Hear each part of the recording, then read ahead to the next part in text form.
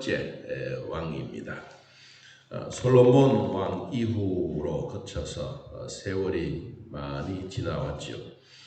그러는 가운데 그 아버지의 나쁜 행위를 본받지 아니하는 것 참 잘하는 모습인 것 같습니다. 아버지는 어떤 사람이었느냐 하면 하나님을 잘 믿고 경외하고 또 하나님을 찾았습니다. 아버지는 나이가 16세 때 왕위에 올랐는데 52년 동안 예루살렘에서 통치했습니다. 그 아버지 이름이 우시아인데 그도 행위가 하나님 보시기에 정직하게 행했다.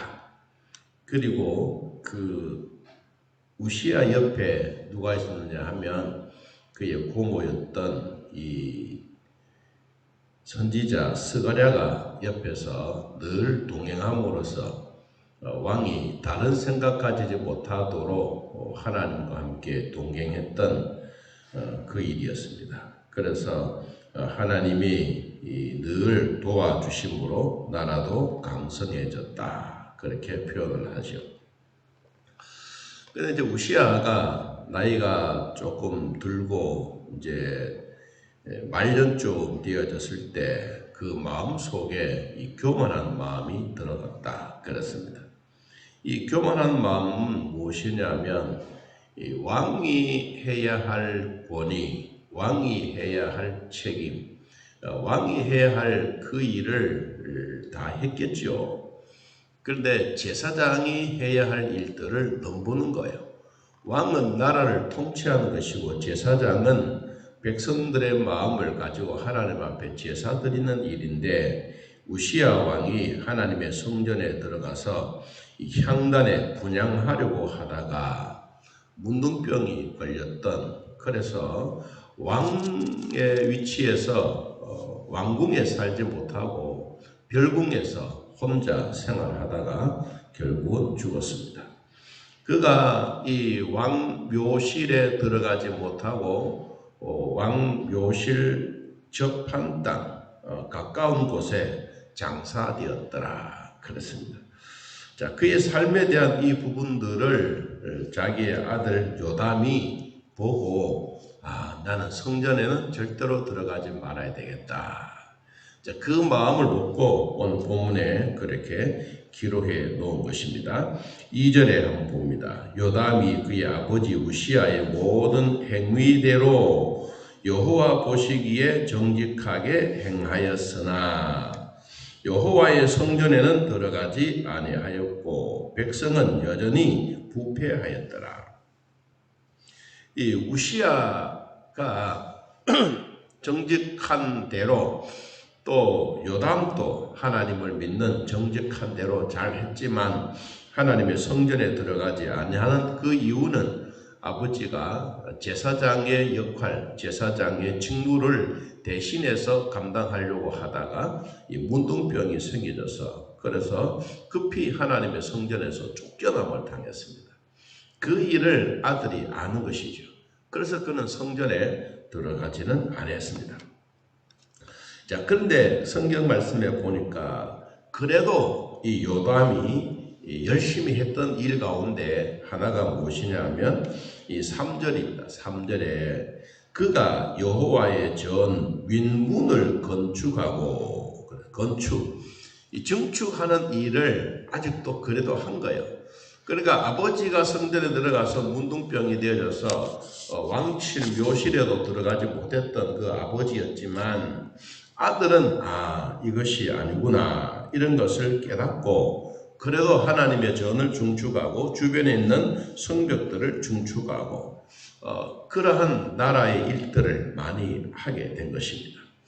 그리고 성경 말씀에 기록되어 있는 것처럼 하나님이 도와주심으로 말미암아 주변에 있는 나라들에게도 조응을 받게 되고 그리고 전쟁을 할 때도 항상 승리를 얻게 되었습니다. 그 이야기가 6절 말씀에 있습니다. 요담이 그의 하나님 여호와 앞에서 바른 길을 걸었으므로 점점 강하여졌더라. 여러분, 하나님 앞에 우리가 바르게 살면 하나님이 강하게 해 주십니다. 우리가 믿음으로 잘 산다고 하는 것은 하나님의 주시는 은혜입니다. 그래서 이 요담은 자기의 생애에 있어서 처음보다 나중이 더 잘된 왕입니다. 보통 보면 처음 시작은 미약하고 나중에 창대해지는 그런 모습들이었는데 이 요담이 바로 그렇게 했습니다. 미약하지만 나중이 잘 되는, 나중이 창대한 왕입니다. 이 요담은 왕위에 있는 동안에 별탈 없이 그냥 꾸준하게 일을 잘 진행했습니다. 자주 이야기 드리지만 우리가 어떤 아픔 보다가 질병이 찾아와서 막 질병을 확 나는 것도 중요하지만 여러분, 아프지 않고 새벽기도 나와서 하나님 앞에 예배 잘 드리는 것도 하나님의 주시는 은혜요 복입니다. 여러분, 이것을 꼭 잊지 않기를 바랍니다. 아이고, 나는 왜 이렇게 힘들까? 나는 왜 이런 기적들이 없을까? 아닙니다, 여러분. 아프지 않고 건강하게 오래 살면서 하나님 은혜로 사는 것. 모세가 120년 동안 살면서 늘 걷고 뛰고 산을 오르고 그렇게 함으로 120년 동안 살지 않았습니까? 그에게는 눈도 쇠하지 아니하고 몸도 쇠하지 아니했다라고 그렇게 표현을 했습니다. 자, 우리도 처음 시작도 중요하고 마지막도 중요한 삶을 살기를 축복합니다. 자, 오늘 이 처음보다 나중이 더 좋았던 요담에 대한 이야기를 두 가지로 요약을 한다면, 첫째는 아버지의 잘못된 길을 걷지 아니했다. 아버지의 잘못된 길. 다시 말하면 남의 직분을 넘보지도 아니하고 남의 직분을 깔보지도 아니하고 자기의 의무, 자기의 책무를 다 감당하는 요담이 되었습니다. 두 번째는 6절 말씀처럼 하나님 앞에서 바른 길을 걸었다. 바른 길을 걸어가는, 오늘날로 말하면 믿음 생활을 바르게 하는, 예배를 철저하게 드리는, 기도 응답이 늘 있는 그런 삶을 살았습니다.